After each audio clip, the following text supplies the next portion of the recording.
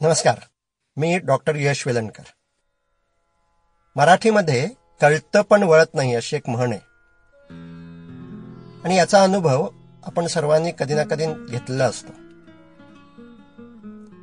कळतं पण वळत नाही म्हणजे बुद्धीला कळलेलं असतं, पण भावनांची प्रतिक्रिया बुद्धीला कळण्याच्या अगोदरच होते.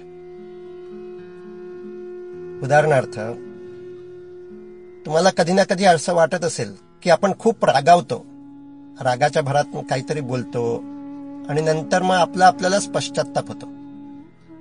आपला राग थोडा कमी करायला हवा. हे आता बुद्धीला पटलेलं असतं की आपला राग कमी करायला हवा आहे.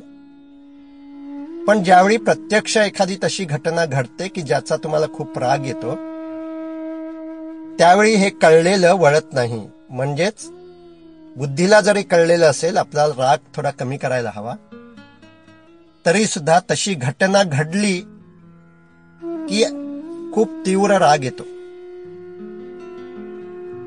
हे जसं रागाच्या बद्दल होतं तसंच भीतीबद्दलही होतं. बऱ्याच जणांना कसली ना कसली भीती असते. उंच जागी जाण्याची, एकटं राहण्याची, लिफ्ट सारख्या छोट्याशा जागेत जाण्याची, पाण्याची, गर्दीची किंवा झुरळाची सुद्धा.